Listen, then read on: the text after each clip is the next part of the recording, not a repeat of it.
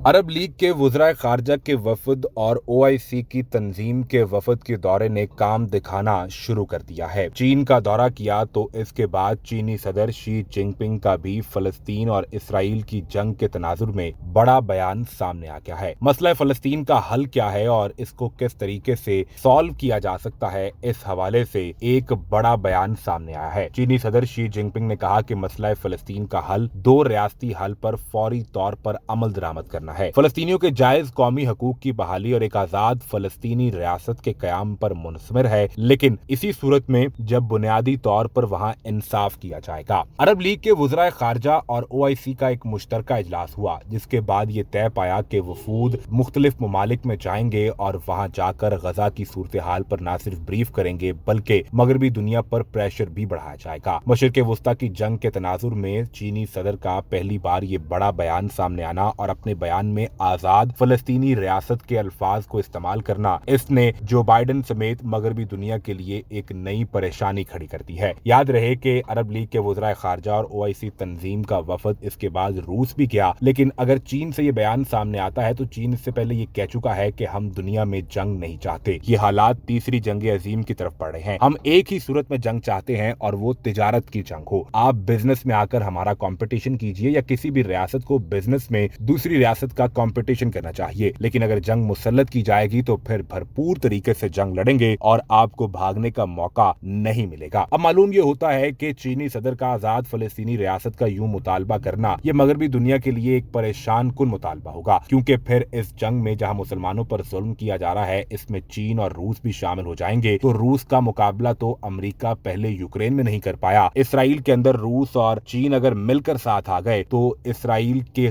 पीछे खड़े अमेरिका को भी इस महाज से दुम दबाकर भागना पड़ेगा।